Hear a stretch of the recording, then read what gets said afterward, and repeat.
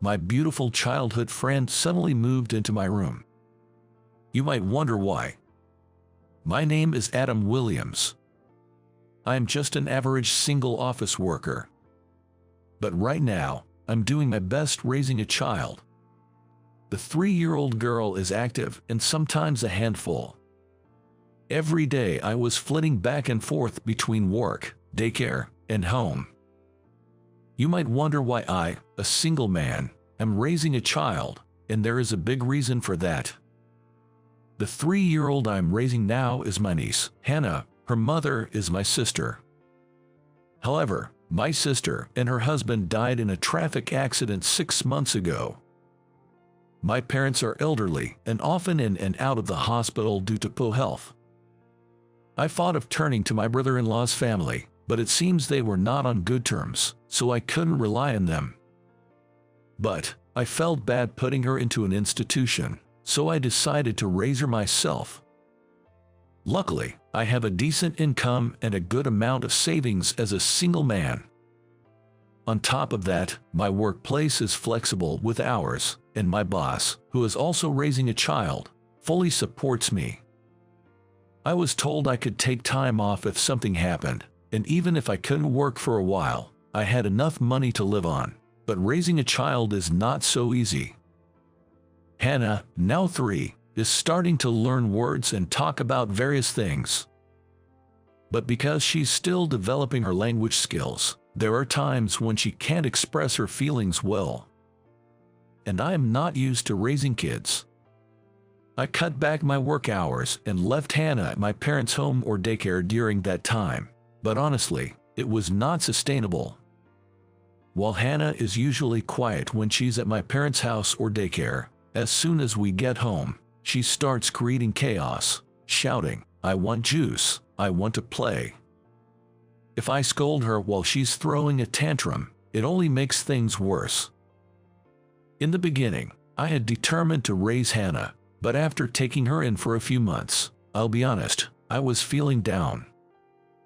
Every time Hannah cried, I felt like she was saying that she'd be better off with her real family, and I was feeling pressured.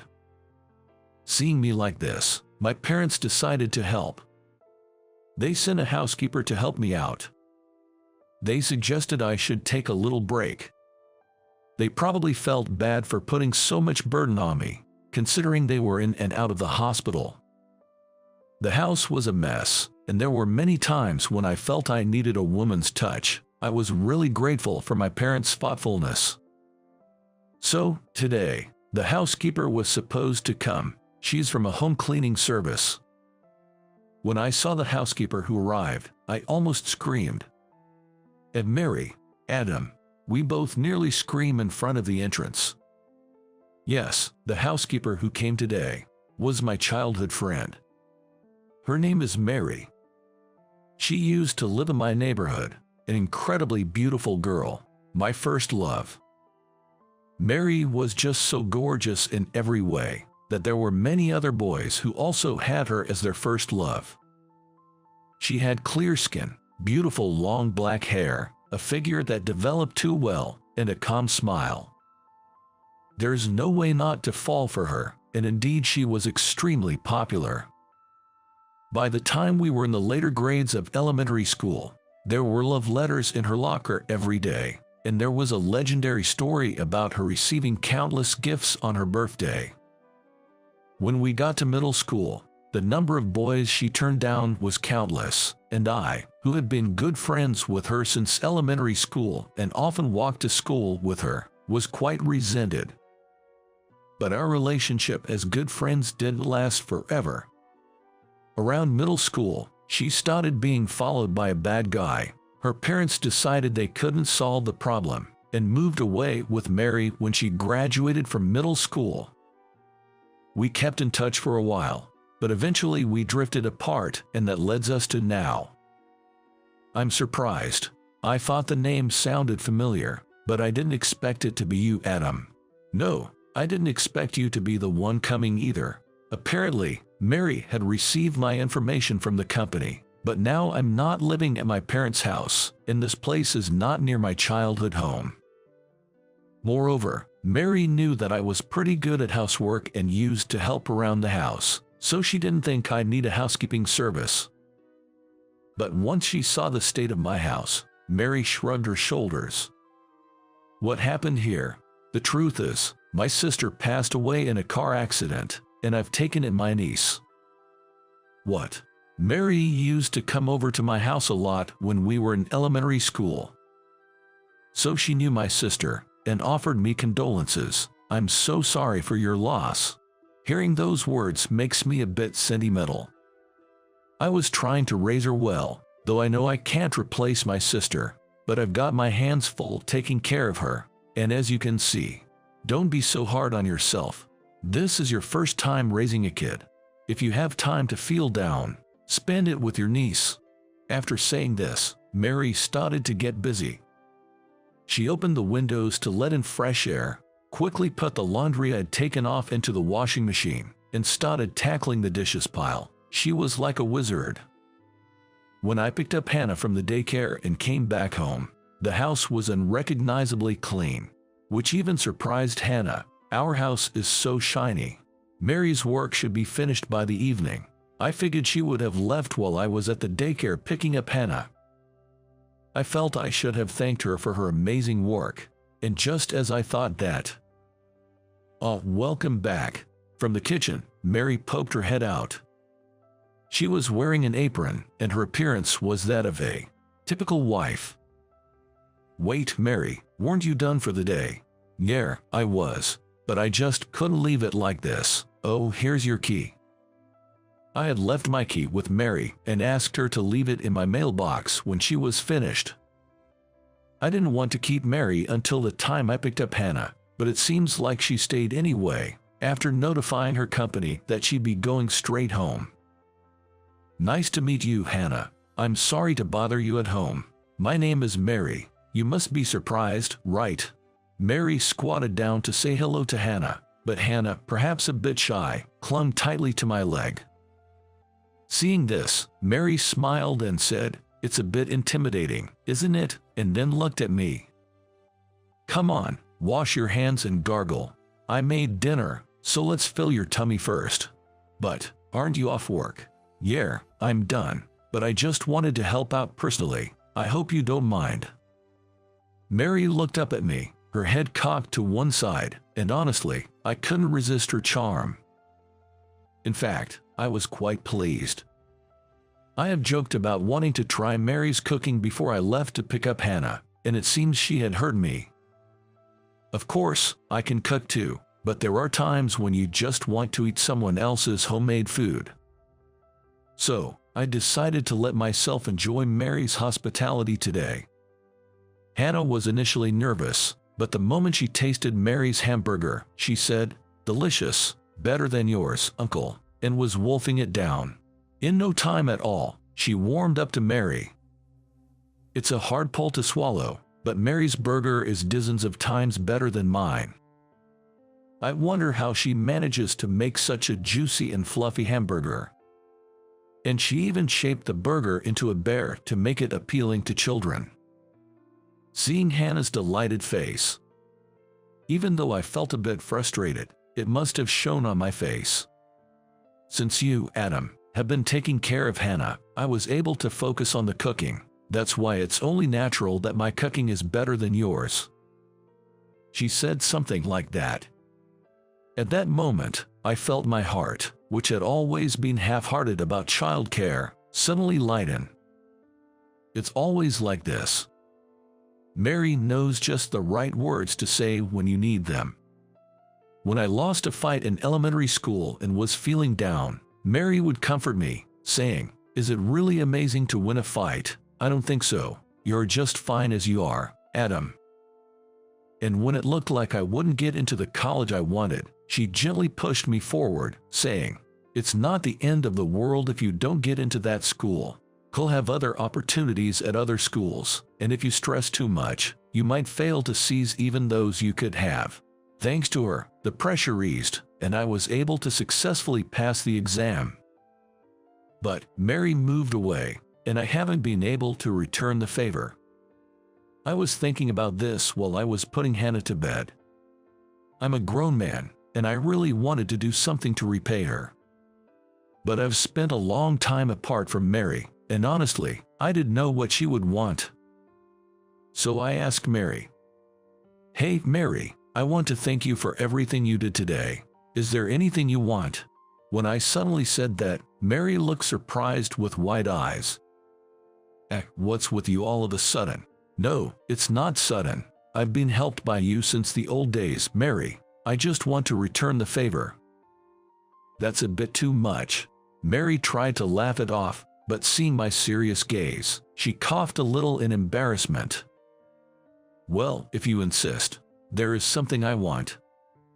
"Really? What is it?" "I can't promise anything, but I'll try to get it for you." "Well, a spare key to your place."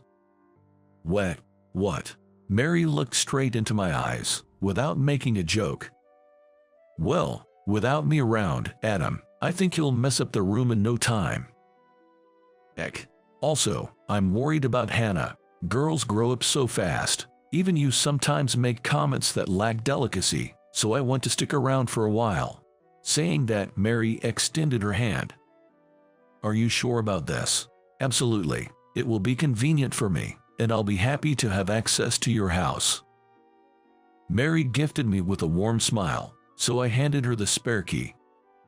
Since then, my life has changed dramatically. In the beginning, Mary would come over in between her housekeeping service jobs, but that was just at first. Lately, she's started staying over at my place, claiming that it's too much trouble to go home. Living under the same roof with the woman I once adored. It's a wonderful thing. But the reality is, with a 3-year-old girl in the house, there's no time to dwell in such moods. Thanks to Mary taking over the housework, I can spend time with Hannah, and Hannah returns home having learned a lot at her daycare. If I take my eye off her for even a moment, I'd surely be left behind her growth. So, I was happy that I could properly look after Hannah, and Hannah too has seen changes. She must have associated Mary with her mom. Hannah started to become more dependent on Mary, and she stopped throwing tantrums. Even if Mary isn't her mother, the presence of a woman who is there to protect her must have comforted Hannah. Before we knew it, neither Hannah nor I could imagine a life without Mary. We started going out together, playing together, just like any normal family. It was about time to be a real man.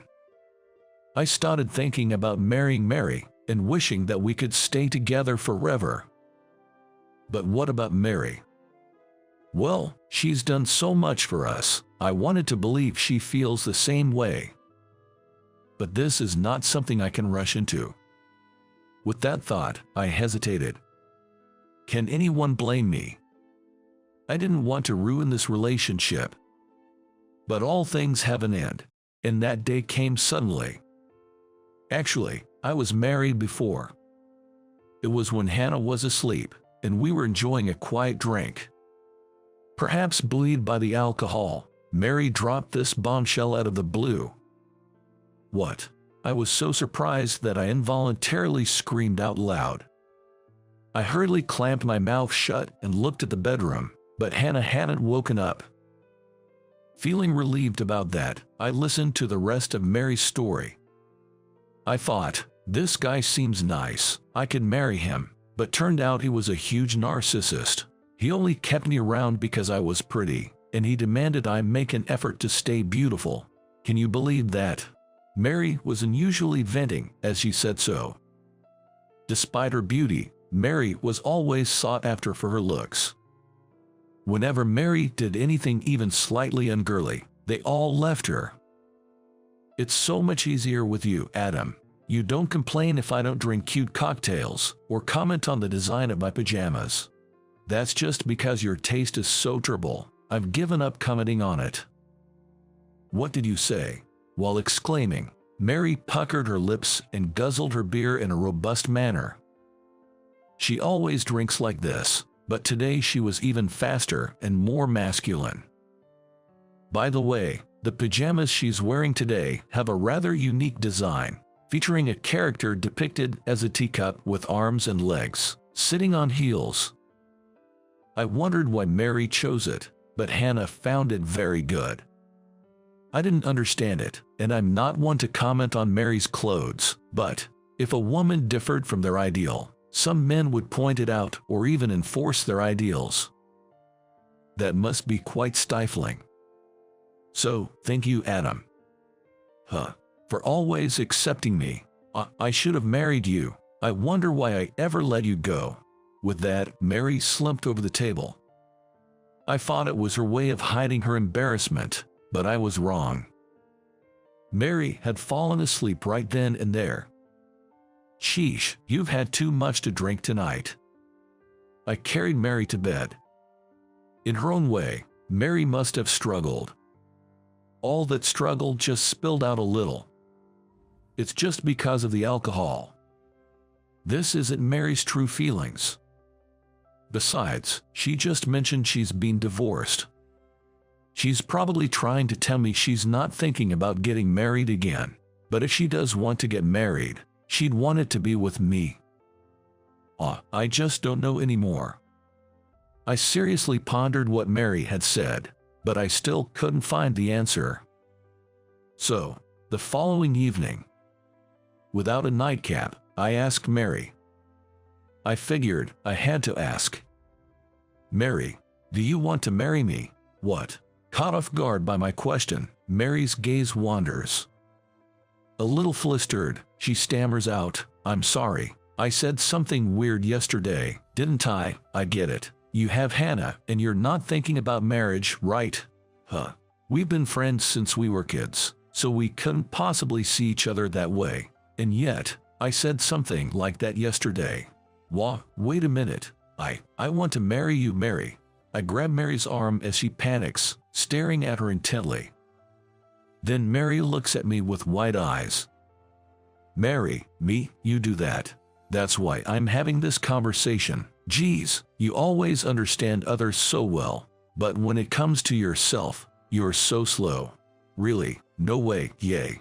Mary hugged me, careful not to wake up Hannah with her excitement. I was surprised, but I stroked her head. Mary cared about me too, but she held herself back, seeing me struggle with raising Hannah, figuring I didn't need more on my plate. In other words, the two of us, together, couldn't take that important step. It's pathetic for adults like us, but maybe this is the result of being too considerate because we care about each other so much. But Mary, are you really ready to get married? Usually, people are more careful about this kind of thing. I'm ready in my heart.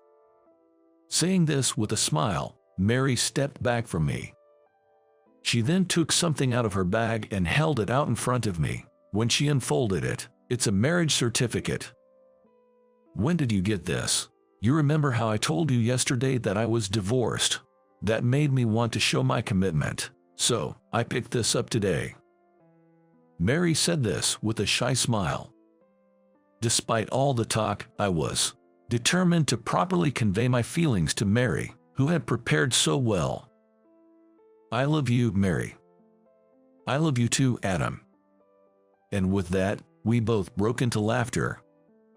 Not long after, Mary and I got married. It's what you'd call a zero-dating courtship marriage. We were practically dating, but we had never been on an official date or anything like that.